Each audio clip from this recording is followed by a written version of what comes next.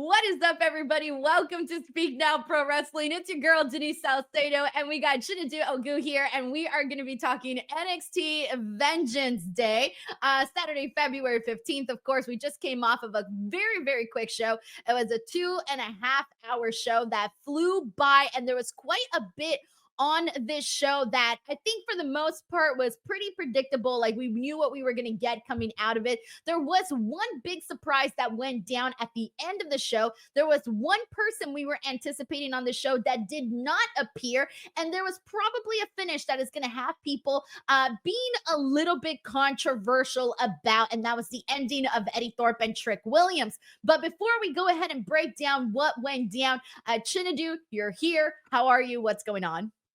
I'm doing great. Once again, it's always a great day to review NXT. Had a great date, date with my baby. Enjoying that part, you know what I'm saying? Having a great time. Enjoying later on as well, too. But this was a great PLE. I enjoyed it from start to finish. All the matches were great. Everyone performed well. Some matches I did not like, again, the winner of the outcome, but I understand why they won. I get it. I just don't want it, but I get it. Okay, well, let's get to it. I want to kick things off though with the very best of the show, because the very best of the show, in my opinion, was the closing of the show. That was the main event. That was the fatal four-way between Giulia defending her title, the NXT Women's Championship, against Cora Jade, Bailey, and Roxanne Perez. And so this one here, I thought was a very fun fatal four-way, and for the most part, I loved that every single person in this match had an opportunity to shine. One of the things that you brought up, Chinedu, that I was noticing even more the second that you brought it up during the watch along, was that Bailey did legitimately look like she was having fun just being in there, mixing it in with the younger, newer talent. And Giulia does get her victory, which is what pretty much we predicted. Of course, I think she had to. There was no way she was going to go and lose her first big NXT championship defense. I think it would have been like, kind of messed up to start Giulia's career on NXT like that. So her getting a successful victory and a pin over Roxanne, your former two-time NXT Women's Champion, Chinedu, that was the pin. That was the nail on the coffin. That was the one that basically said, all right, Roxanne Perez's journey, in my opinion, for going towards that NXT championship should be over by now. Her being pinned by Giulia, that means that is it. We are moving on to Roxanne Perez's next chapter in her career. And that next chapter, guys, it's either Raw or it's Friday Night SmackDown, because that is the direction that we're looking at this. So I thought the fact that Roxanne got pinned was something that we should take as she's moving on to the main roster. And for the most part, we already knew that. Come on, she was in the finals of the Royal Rumble, but still, now we know for sure, in my opinion, that she is moving over to the main roster. So with that being said, Chinedu, before we get to what happened afterwards with Jordynne Grace, let's get into the matchup itself and how you felt about what you saw there. I enjoyed the Fatal Four Way. I felt everyone got a great chance to shine, show their stuff, quote unquote, get their ish in, quote unquote. But I felt it was a really good showing. I felt the right person won. Again, going into this, I was concerned about Giulia's title reign because it hasn't really been anything so far. So if she'd have lost his belt tonight, that would have really set her back a lot. I felt in her own momentum and in the eyes of the fans. Her winning this match is really, really good. Establishes her as a great champion, a firm champion. I figured Bailey wouldn't win because I figured Bailey's in there to just kind of help the talent out, which I feel she's cool with. I don't think she's looking to win titles right now. Anyway, I feel like she's in the season right now. She's having great matches and wants to help younger talent right now, in my opinion. I'm glad Cora Jade did not get the pin because I do see Cora Jade going after this title after, next. And I'm happy that Roxanne got the pin. I mean, that she was pinned because it needs to establish her, Giulia, as a strong champion. She beat Roxanne for the title and has now pinned this girl twice. So there's no disputing that she's better right now. And I personally do not expect to see Roxanne on NXT anymore. Maybe one more time. But even so, like, she has a match on Raw against what's the name? I didn't Raquel, see right? that. They announced that already for a match Yeah. for her. I didn't see that. Yeah, it's a chamber qualifier, man. I think it's her Oh, and shit, what? Raquel. Oh, So yeah, you're right. Yeah, Raquel Rodriguez and Roxanne Perez for an Elimination Chamber spot. Yeah. Wow, yes, I didn't even realize that. yeah, so she's already booked on Raw. So my guess is she's gonna be a Raw star. I'm not so once she has this match on Raw, I'm not expecting her to be back on NXT. I'm expecting this was her swan song tonight, in my opinion, and it should be. I love Roxanne, but I want her to move on and do like bigger things. Like it's time. She's done everything she can do in NXT already. So She had the best year, in my opinion, like out of any woman in WWE. And I know that's hard to say because we had this like really star making year last year for Liv Morgan as well as for Rhea Ripley. But I think in terms of just like body of work when it comes to actual physical matchups, to me, it was Roxanne Perez. The work that Roxanne Perez did in the second run for herself as NXT champion, that was the one that we were waiting for. Like we were waiting to see this version of Roxanne, and she absolutely delivered. I think if Roxanne would have had those exact same matches on, for example, Raw or SmackDown that she did, I think we would have been talking about her being the best, woman in WWE. I do think that because she had those matches on NXT, it did sort of like maybe it didn't keep her name out of the conversation, but her name wasn't shouted as loudly only because so many people watch NXT, and of course, more people are familiar with people on Raw and SmackDown. But I do think that the work that she did reassured all the powers that be that, hey, we are making the right decision in having Roxanne Perez essentially be, that top girl that we are going to bring her into. And I probably shouldn't say top girl because that's Charlotte Flair's thing, but it just reconfirm the idea that Roxanne Perez is the future and calling her up is the right decision to make. And she's already had so many key moments appearing in multiple Royal Rumbles. Of course, like we said, she's wrestled on Raw before too. Like this isn't even her first Raw match either. And then on top of that, making it onto the finals with Charlotte Flair, having this beef with Bayley, like this really could be Roxanne's first major feud on the main roster. Will probably continue to be Bayley. And the part that you mentioned about Cora Jade, not being the one to get pinned. I love that too because it almost feels like they're saving that for later. It still feels like there's more there with Cora Jade to be done. So I love that they didn't necessarily cross that out. I'm still even secretly hoping to see Giulia versus Bayley, and I don't feel like that's been crossed out yet. I feel like there's still a lot of opportunities and things that we can do here.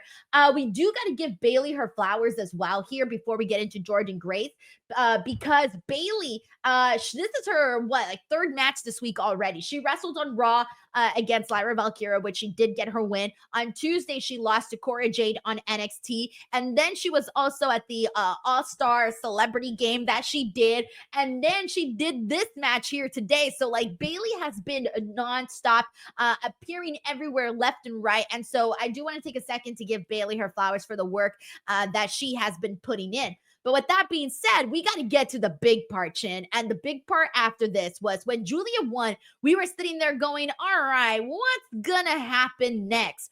Earlier in the night, Stephanie Vaquer won the NXT North American Women's Champion. Let's put a pin on Stephanie because we'll talk about her in a moment. But she had said afterwards in an interview with Sarah Schreiber that she would be going out there with Jordynne Grace and that she would be, not with Jordynne Grace, so she would be watching the main event essentially. She would be watching the main event and keeping an eye out on what happened. So Stephanie does go out there, and I thought, okay, that's interesting. She just went out there and she just had, I wasn't sure if this was going to be a confrontation or if this was going to be we're friends. And it ended up being the latter. It ended up being her coming out and saying like, okay, she didn't say anything, but just her standing side by Giulia basically told us, okay, they are friends, which we have seen their friendship on NXT now for months, and they're cool. But it could also mean, hey, I'm still coming for that NXT championship, but I didn't really feel that way. It felt more and so like she was saying, or like NXT was saying, this is the future of the women's division. We have Stephanie and Giulia, two of the finest women's wrestlers at the very top of this NXT women's mountain. And then finally, we were thinking, okay, that's it. We saw the graphics. It looked like they were going to close out the show. But then finally, Jordynne Grace does come out. And that's the person that I was wondering whether or not we were going to see. Jordynne Grace goes out there, and it's very simple. She confronts Giulia and Stephanie, and they pretty much close out pretty quickly. I wish they would have let this breathe a little bit more, Chin, because I wanted to, pay more attention to like body language. I wanted to pay attention more to like, all right, who is she looking at? She's looking at Giulia. She's looking at Stephanie. Which championship is she coming for exactly? Is she coming for both? What's happening here, right?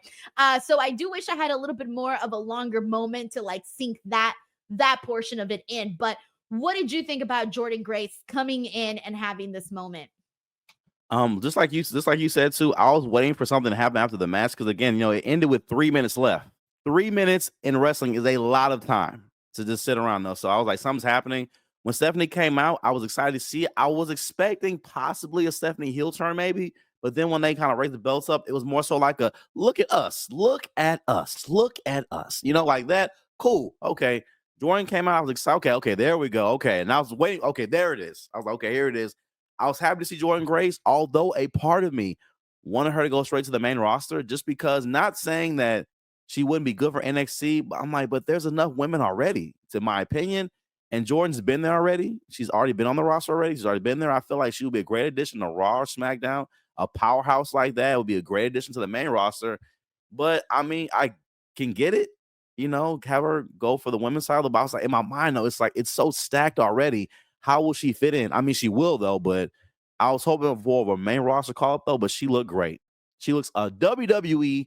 I don't know what they do. Okay, this girl came out. She looks the same, but like with WWE magic on her a little bit. I can't explain it. It's just like it's their honor. You know what I mean? You know what it is? You know when you see a famous person, right, and they're at the start of their career and you're like, "Oh, they're good looking, they look great," right? Like there's nothing wrong with them. But then you see that like famous person all of a sudden become more successful in their career, right? Like they got richer, they went up a tax bracket, right? And then all of a sudden they come out and they're looking like their skin is glowing, their hair is just like, completely volumized. They got that Yes. I got new money vibes, right? Like that's the thing. And we see it happen to so many celebrities.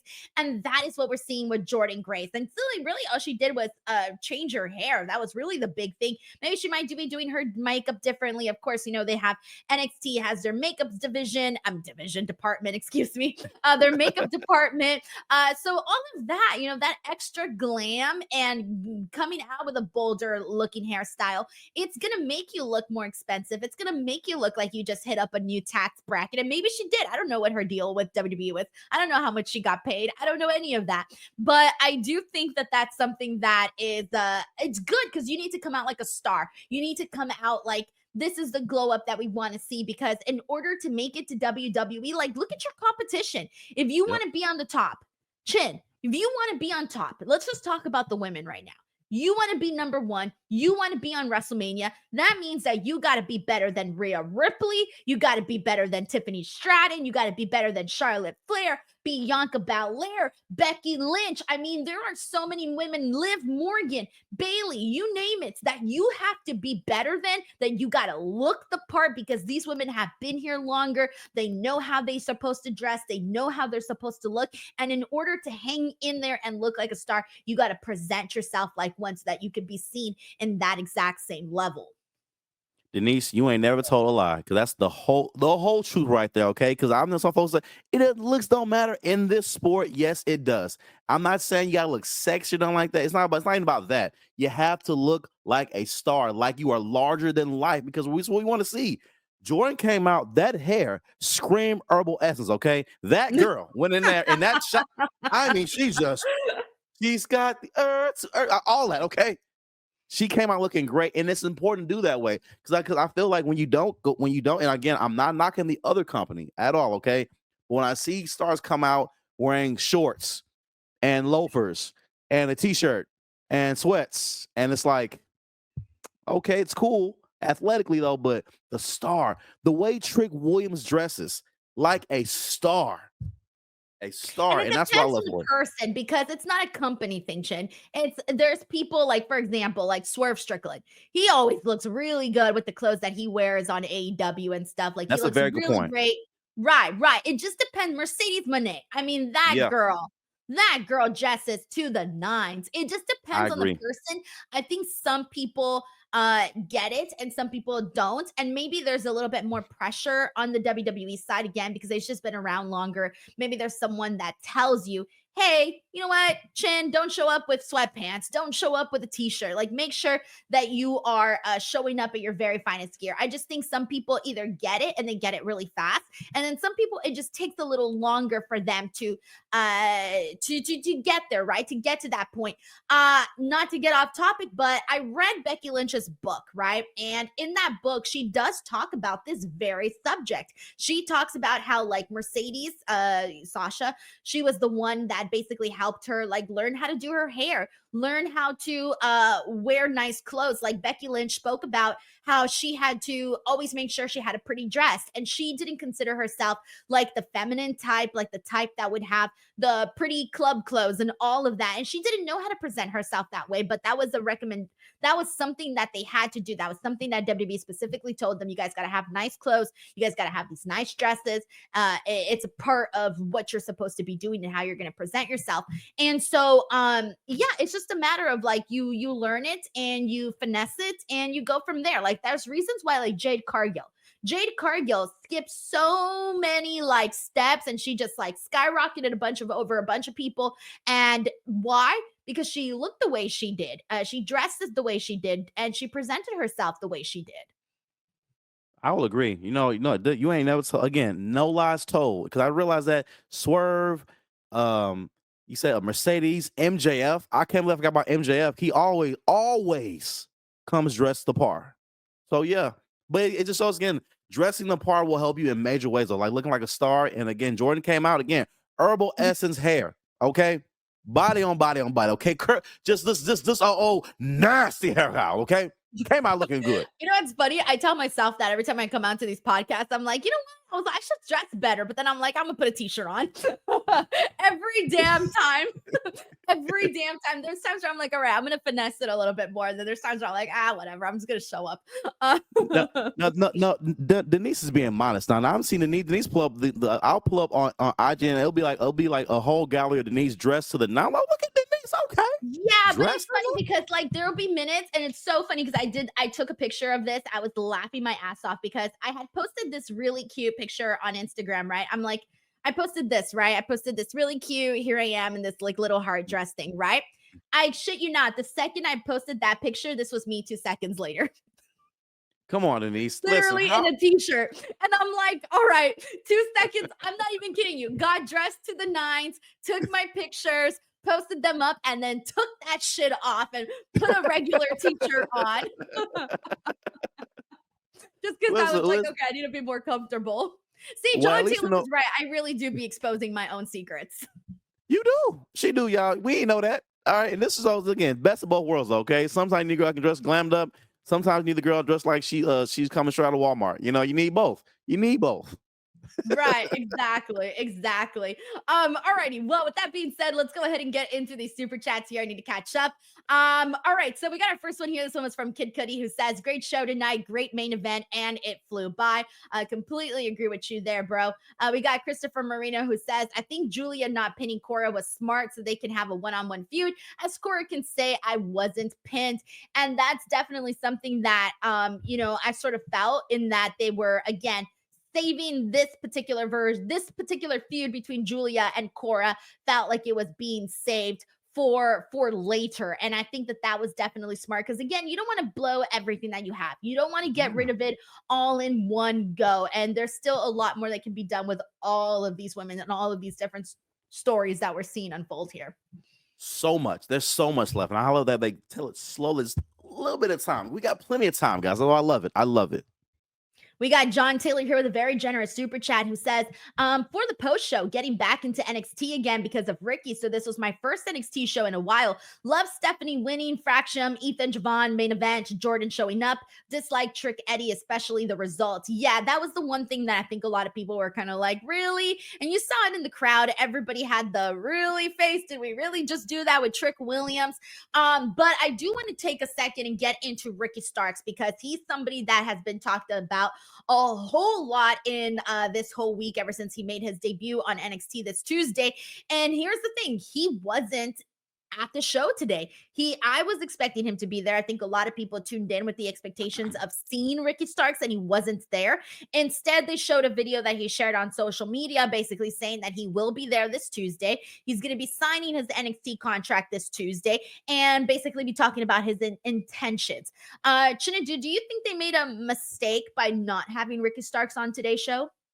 I'm gonna say no, although I was expecting him. I was disappointed that I didn't see him, but at the same time, it's not like they announced him to be there. He will be for next Tuesday because this show was already lined up well enough. I feel like they didn't need him as an added extra thing. I feel like they already had enough matches that are lining to keep interest going. Although I do know that they were aware that putting Ricky Starks on the Go Home show, folks would be looking for him, though. I'm certain they realize that, though. But hey, it is what it is. I'm happy he'll be debuting next week. Sign his contract. I'm guessing Lexis King to interrupt. I don't know. Something like He that. did just get a Interrupts. big win over JDC, so I could see that being a situation there. It's just pretty much with anybody. You can pluck Ricky Starks anywhere on NXT right now. You Yeah. really can. North American Men's World Title, Heritage Cup, any one of these he could fit right in. And I mean, although I do hope it's main event picture, I mean, I see them starting them off maybe somewhere with the Heritage Cup, somewhere like that, or something similar that way. But I'm excited to see what happens. I'm really excited to see whether or not he's going to be named Ricky Starks, because apparently there's like some chatter that he might not be named Ricky Starks. Right. So I think he might still be Ricky Starks. My assumption is they're probably, because keep in mind how quickly the situation happened with Ricky Starks going to WWE. I think that they probably didn't have enough time to coordinate how the trademark is going to work and how all of that is going to work between WWE and the talent Ricky Starks. So my assumption is that it's a legal thing. It's a timing thing. I still think that he's going to be Ricky Starks on WWE television, but that's just my assumption. By the way, did you know that I think he's 36 or 37, something like that? I didn't know he was like in his 30s that way. I thought he was like 24. Yes. Really? I thought he was, you know what? I think he was like 28, maybe 30. Yeah, I didn't realize he was older. He just doesn't have that like old vibe, which is good, right? Oh, he's 34. He's 34. Yeah. Okay. 34. Well, he doesn't come across as 34. And 34 is not old, by the way. Yeah, Chinedu. It isn't. The 38-year-olds in here. It surely is not. It's not, but he looks like he's 25, though. He looks so youthful. Yeah. You know who else does too? Does. Denise Salcedo. Boom. Look at that. Damn, thanks. Like Chinedu got back on my good graces here. Thank you so much to John Taylor. We got Christopher Marino here who says, I think the Santino Ava meeting leads to an NXT and APLE. I mean, I think a lot of people are hoping for it and anticipating it, considering that, this partnership was announced, had a lot of buzz really quickly. And then afterwards, we've only seen, a few things since then. Really the Joe Hendry thing was the big thing, obviously, at the Royal Rumble. And then Fandango versus Lexis King. That's really kind of just been about it since the announcement happened. And obviously Jordynne Grace doesn't technically count anymore because she is a WWE superstar now. Yeah. We got Luis Arturo Mendez here who says, I feel like this could be Roxanne's final night in NXT before being officially called up. Yeah, that's definitely the vibe that I'm getting to as well. Thank you so much, Luis. We got Sweet and Sassy Creations who says, how about that PLE when egos collide? That was lit. That was something that we were talking about being a potential PLE name right there when egos collide. I think that would be very, very cool. Sweet and Sassy, you're on to something. Thank you so much. We got Luis Arturo Mendez who says, also with the final shot of the show, are we witnessing the next generation of women's wrestlers in NXT? 100%. We are on to the next era. I think Roxanne, it's weird because Cora's still part of it, but she's still almost part of like the last kind of an era. I don't know, because where would you end the era and where would you begin the new one? I feel like Cora Jade was from like 2 eras ago, but she was gone because of injury. But I felt like, wasn't she around when like Shayna Baszler was there? No, she wasn't, right? Was she there? I don't recall. I have a terrible memory. I'm thinking right now. To me, okay, because she was gone. She was gone for the time when she was, away for her own personal stuff. And then she came back and then she got injured and then she was gone again. So she was pretty much gone this entire like new NXT 2.0 era. That was like, that's the new era to me, the NXT 2.0 era. Like Roxanne is NXT 2.0 era too. Yeah. Oh yeah. So, but now we're kind of getting out of this NXT 2.0 era, like the Fruity Pebbles kind of vibe, like that's over with now. This new era, I'm not really sure what we're calling it. Maybe the black and silver, since that's what we're getting on the imaging. So maybe you can consider them the black and silver, Stephanie Vaquer and like Giulia, the black and silver. Maybe. I would, Lewis. I definitely would. All right. We got Cheesesteak 59 here who says an absolutely great show, except for Eddie Thorp winning Bailey's the wonderful WWE ambassador. I love that so far we're all on the same boat with that. So let's go ahead and get to that. Since Cheesesteak 59 brought it up, we got to get to it. Probably the least thing that many people liked on the show was the Trick Williams Eddie Thorpe strap match. That was the one that we were like, what? Why? They had Eddie Thorpe essentially pull the strap. So he ended up hitting Trick Williams in the balls. Like he got hit in the balls, and dude, he got a low blow, and Eddie Thorpe hits his finisher, and 1, 2, 3, it is over. And everybody's just sitting there like, huh? You guys really, really did this? And we know, of course, this is not going to be the end of that. Trick Williams is going to get his revenge. We're not stupid. We know that. But even knowing that still did not make this appealing whatsoever. And I know that people are going to say, well, at least Eddie Thorpe has heat now. I guess you're right. He is going to get a reaction now. We got FU Eddie we got FU Eddie chance, but will that continue each and every single week? I don't know, because I've always felt like, much like Shawn Spears, it's Eddie Thorpe. Up until last week with Shawn Spears, I was like, he's not really a serious, credible threat. I don't really care about him. He's more of a whiny character. And them chants, them sound like we don't want to see you heat. Not like I want to boo you heat. It's like he was pissed. Like I didn't like that match finish at all. I didn't like it either because Eddie's I don't know, man. I get what they're doing, but I just didn't like it. I didn't like it at all. I didn't like the finish. The crowd didn't like it. I don't see Eddie being a world title holder like that. Maybe in the contention though, but I just don't see it. So I wasn't with the ending. I think that, look, I didn't love it today. However, I'm going to see how this result changes the course of Eddie Thorpe in the next couple of weeks on NXT. I think that they took a risk having Eddie Thorpe win in hopes of this bringing some intrigue into the character of Thorpe. So I'm Mhm. gonna wait and see what if this result was the right way to go about it. Right now, it doesn't feel like it. It definitely doesn't feel like it. I think Eddie Thorpe kind of is giving Ridge Holland, Sean Spears vibes, where it's like being forced down your throat instead of something that the fans naturally want. So Mhm. I'm gonna see how it plays out and how we end up seeing Eddie Thorpe from here on forward. But if not, then this was just a call that we did not love to see. I didn't love the strap match either. I didn't think there was anything it was very, very hard for me to get into it. I think that was the issue. I think the issue was on me. I couldn't get into the match, and I think I couldn't get into it because I wasn't into the story to begin with. So I almost feel like I wrote this match off before it even started, and they didn't actually win me back, though. They didn't win me into the actual matchup. Me neither. Again, I felt the strap man. I felt all of it was just thrown together a little bit. It made no sense really. Like I understood the reasoning, but it wasn't deep enough for me to cause all a match and all that though. In the strap match, first of all, you come up from behind, you're whipping down Trick Williams, the black guy, on the first NXT of Black History Month, okay, and he didn't win. So what? Oh, no. Uh, I'm like, that's that's on that. How you feel about the match?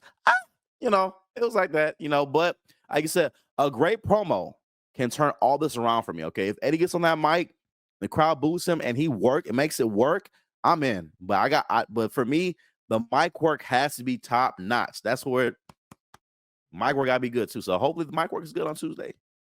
All right, well, we'll see. We got another super chat here. Actually, this is a super sticker from Alexander. Alexander, thank you so much for sending in the super sticker. It's very kind of you. We got Stephen Marchuli, who says Ricky Starks in WWE reminds me of Jericho coming from WCW. See, no, I can't. No. Steven, Chris Jericho No. had the greatest of all time debut into WWE. That was the greatest debut of all time. Nothing has, in my opinion, come close to that. I'm sorry. I can't get on board with that. I can't get on board, Steven. I can't. The magnitude of how that promo with him and The Rock and the countdown and the verbiage and everything that was said between them and the things The Rock said to him, what Jericho said to him. Those moments, those videos that I will watch 100 times and I will laugh 100 times and I will not get bored 100 times watching that debut. It does not compare. It does not compare to Jericho's debut, but very many few compare at all, if any. Yeah, I'm gonna have Sorry, to I'm agree. sorry. This is one of my favorite moments of all time. Yeah, I'm with you, Denise. Thank you, Steve. Thank you for the super chat, though, Steve. We appreciate it, though, man. But yeah, I'm happy Starks did, though. But man, Jericho, that was iconic, man. When he debuted, I didn't even know who he was because I didn't watch WCW either. So like, I'm watching him for the first time. Like, who is Jericho? I didn't know who that was on the screen. Hey, who is Jericho? I am crazy. He had the little hair like that, little thing right there, extra. Like I was like, who is this guy? But he won me over in that segment. I was like, this guy's so annoying, and he's ground the mic though, like toe to toe with The Rock. That's iconic. Toe to toe with The Rock, Dwayne The Rock Yeah. Johnson. Doesn't get stronger than that, man. Yeah. Stephen Marchuli, thank you so much for the super chat. Honestly, thank you for the super chat too, because now I have all this. Now I just feel like pulling up the promo. You know what? I might do that. I might do that while we're killing time after Grand Slam. Well, I mean, sorry, before we get to Grand Slam, because Grand Slam's still not going to start for a bit. But once we get to that, I might use that to stall for some time and listen to the Jericho debut. Rewatch it. I want to go down a rabbit hole. All right, David Primero here says Dakota Kai is happy for Eddie Thorp, seeing that they're dating. Oh, I had no idea they were dating. They dating. are? Really? I don't know. I don't know who anyone's dating. Okay, I'm sorry. I'm completely out of the me neither. love loop. Me too. I don't know. Me too. No, I like legitimately had no idea. I had no idea. All right. So with that being said, let's get into the other really big moment of NXT Vengeance Day, and that was the NXT Women's North American title match in which Fallon Henley did not successfully defend against Stephanie Vaquer because we got a brand new NXT North American Women's Champion in Stephanie Vaquer. So this was the prediction, Chin. I would have been like hollering had Stephanie not won here because all of the stars aligned for her to get this title win. All of them. The match was great. She went in there with a lot of attention from the fans. They were eating they were eating out of the palm of her hand during this whole performance, buying into everything. Fallon Henley looked like $1,000,000. I don't want to disregard Fallon because I'm a big fan of Fallon's work, and I hope that they don't just. Here's the problem. I do kind of feel a little bit bad for like the people like Fallon Henley, your Kalani Jordans, your Sol Rukas, those girls, because those girls have been busting their ass on NXT and they are sort of being a little bit pushed to the side right now. With the brand new toys. And the brand new toys are Giulia and Stephanie and Jordynne. And unfortunately, we are finding some of these girls having to like hang on by a thread, but I still feel like they are so entertaining and I care to see all of them. But that's what we mean by this women's division is so stacked and so loaded. And again, I don't want to see Fallon Henley get lost in the shuffle of things because I think she's talented enough to be on the main roster. I think she's talented enough to be NXT Women's Champion. It's just that unfortunately right now there's some bigger stars coming in and sort of leapfrogging over her. I will agree. Fallon Henley has done a great job carrying that belt. I remember it was one episode in particular, like the way she just holds the belt, she holds it like she knows it's hers. She was a great champion, presented well, spoke well, great mic work, great matches. I just hate about timing. I just hate that Stephanie had her collision course with her at this time because it was inevitable. You gotta get Stephanie over. I just hate that, I hate that, that she had to take the loss though, but I'm hoping Fallon will recover. I'm hoping now they'll move her up to the women's world title division right now. I'm hoping so. I feel she deserves it. She'll be great in the division. You need more heels in there. Like Giulia needs more threats to that title. Serious threats. You got Cora Jade. You're throwing Fallon Henley in there as well. Maybe even a heel Kalani Jordan. Maybe even a heel Sol Ruka because they're sick of this already. Not even a heel, but a tweener. Like, we're just tired of the new toys. That could be a really good direction with this. And I feel it could be really great. I really think it'd be really good, though. So, overall, Stephanie, I'm happy Stephanie did win. My highlight was Jada Parker. She just sat there, Chinedu. I know she's my highlight though, but she's the best. And I do hope she will be the next challenger to Stephanie Vaquer's title, in my opinion. I hope so. Right, but I want to see Stephanie carry the belt for a minute. I don't want Jada just Yeah. to come in here and take the belt away from her. Like, let Stephanie Yeah. hold that championship for a bit. And here's the thing. Here's my hot take. You ready for my hot take?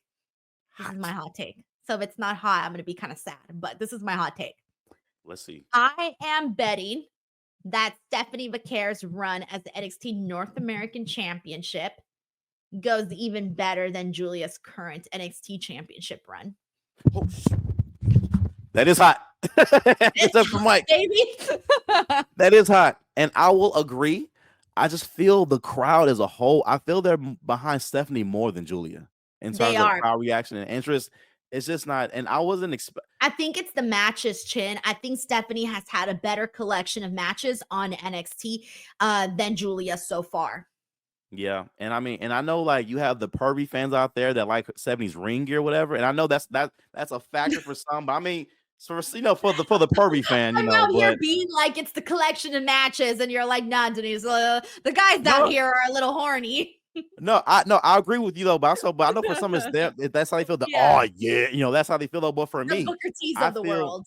Yeah, the Booker T's, like that. But I feel her work is just, to me, her matches are just better than Giulia's right now. She has she engages the crowd much better to me, and I just feel overall it's just she connects with the crowd better than me. It's just it's just a connection. It's a better connection to me, in my opinion. At the end of the day, connection with the crowd is huge, and that is what's going to get people behind you or not behind you or whatever, right? That's going to be the make it or break it. But anyway, Stephanie Vaquer is the new NXT Women's Champion. Excited for her.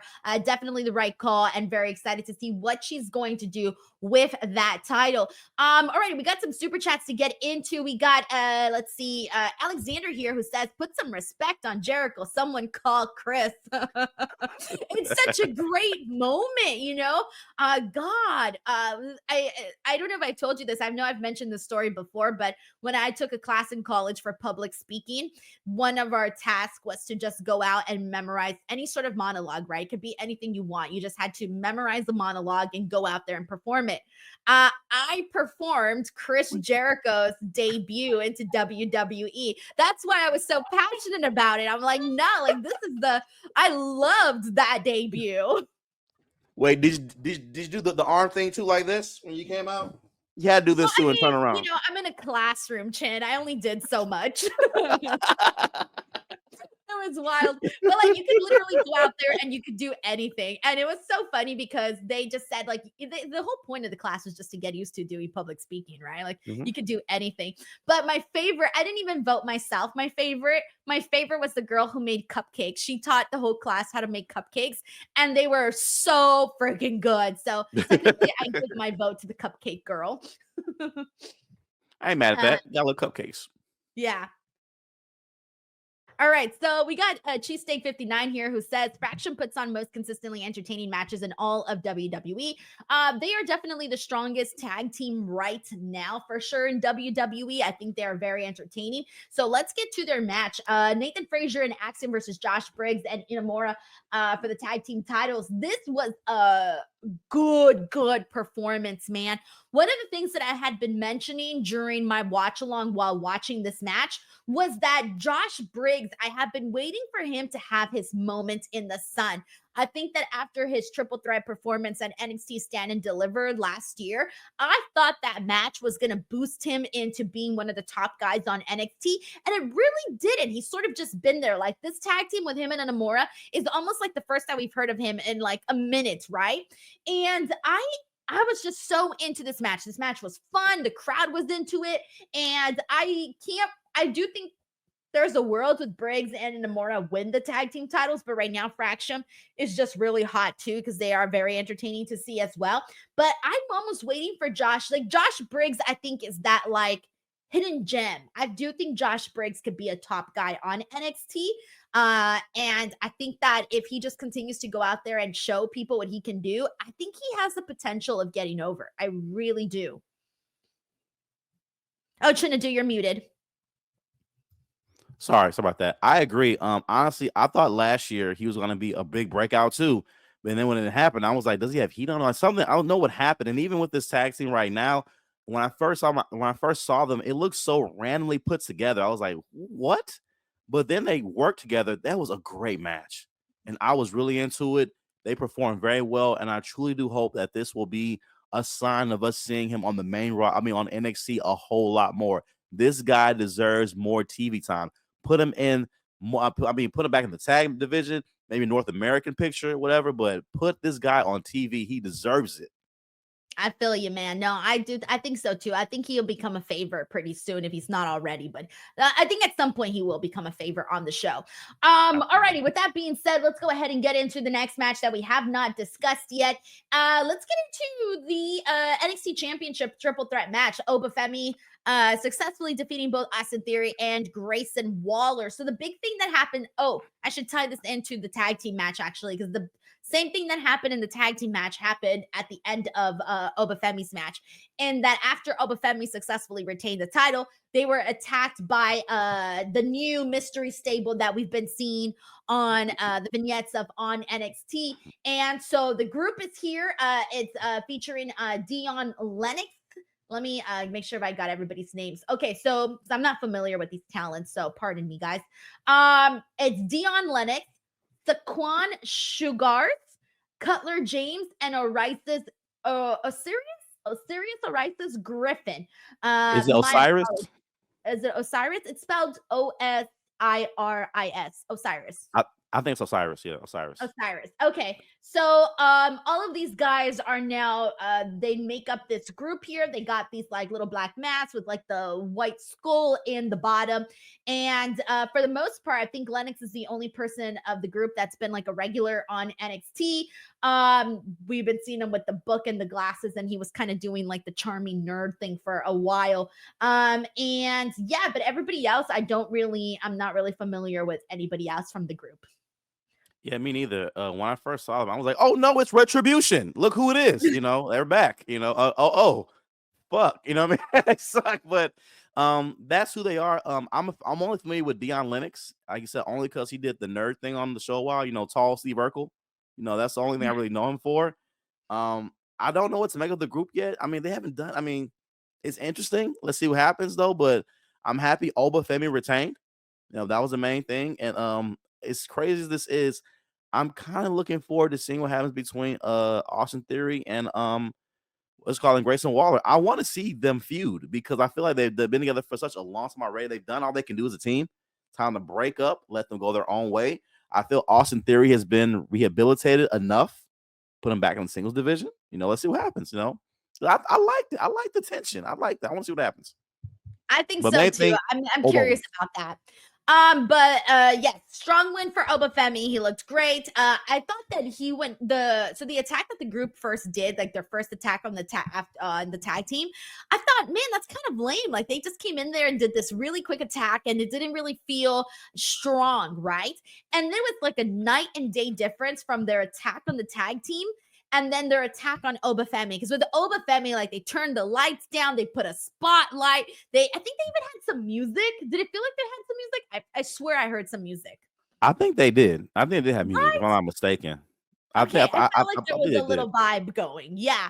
And so that just looked a lot cooler. And then all of a sudden you got these four guys attacking on Obafemi. And Obafemi obviously is a big meaty dude and he's trying to like get him off of him, but he's not able to.